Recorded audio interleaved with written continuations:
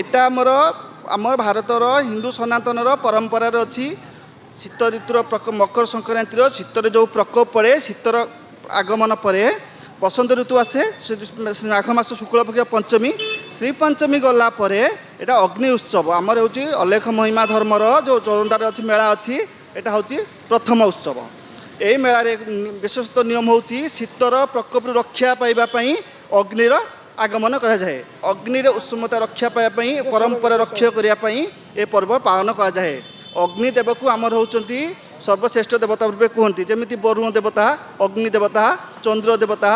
सूर्य देवता सेमती आम परंपरार देवता ये होती आम प्रत्यक्ष दर्शन करुवा देवता एमती कहती अग्नि देवता को जहाँ देले अग्नि देवता सर्वस्व खाई जाती।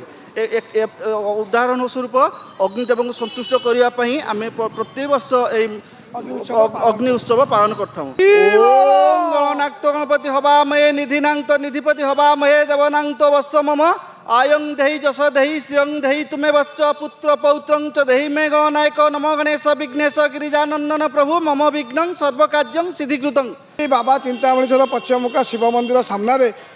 आमर बापा करुले मुझे करुच्ची मुझे एवं बची मुझे मलापर किए कला कला न भी बंद हो अनुष्ठान